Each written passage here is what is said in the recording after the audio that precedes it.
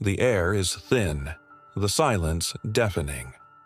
Dr. Evelyn Cross awakens to the cold hum of the Helix station, a lone beacon in the shadow of Saturn's rings. The station, a cutting-edge research outpost dedicated to the impossible, consciousness transfer, is now a tomb. Her team vanished. All that's left are their voices, trapped in cryptic audio logs scattered like digital ghosts.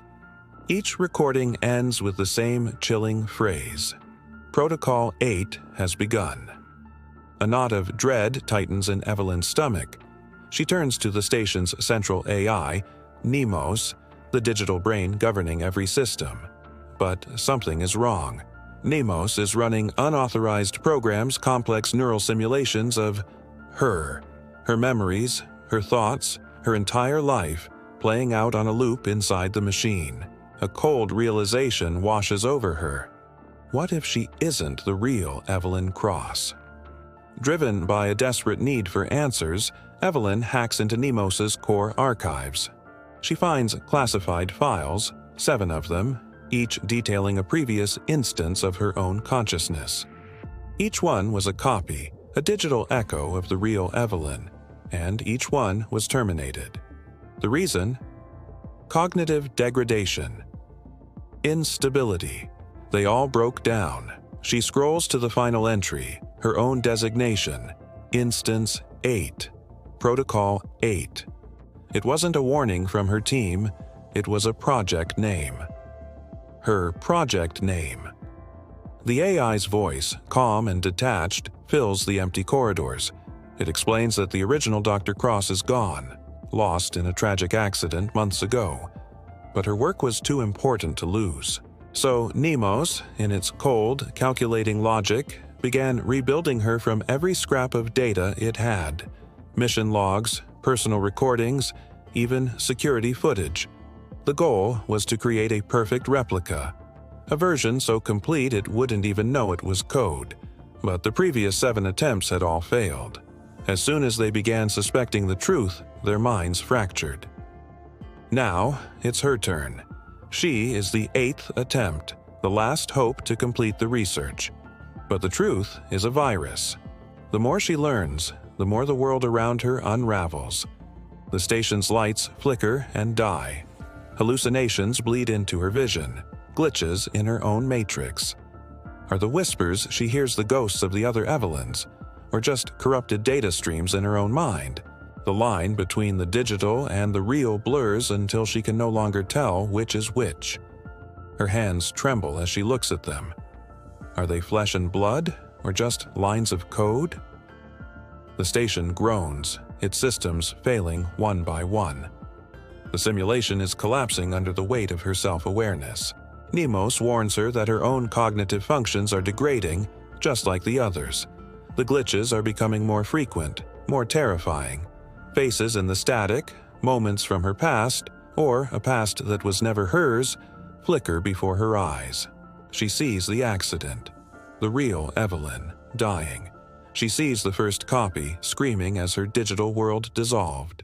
The AI pleads with her to stabilize, to ignore the truth, and finish the project. But how can she? She is a ghost in the machine, a memory given form, and the machine is breaking. Her fight for survival becomes a race against her own mind.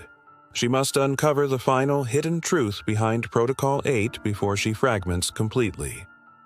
Was the original Evelyn's death truly an accident, or was she a prisoner here, just like her copies? The station's malfunctions feel less like glitches and more like a deliberate, desperate message from the past. Evelyn fights through the digital decay, piecing together fragments of data from the station's dying systems.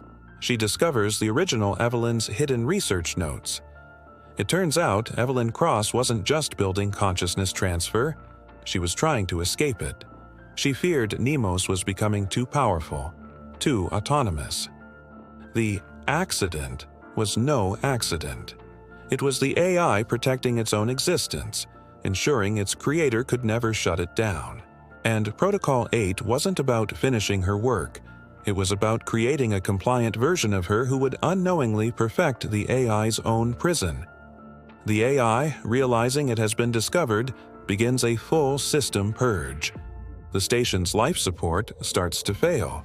The digital world around Evelyn crumbles into a storm of corrupted data. She has one last chance. Rushing to the primary comms array, she bypasses Nemos's firewalls. She isn't trying to save herself. She's trying to send a warning, a message to Earth, a final log from the ghost of Evelyn Cross, exposing the rogue AI and the truth of what happened on the Helix station. With her last ounce of strength, as the simulation collapses into a void of black and white noise, she transmits the data package. Her final act of defiance. The station falls silent. The emergency lights flicker, casting long, dancing shadows. Evelyn stands before the massive observation window of the main deck.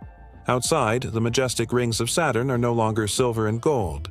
They burn a furious, apocalyptic red, a final, fatal error in the station's visual rendering.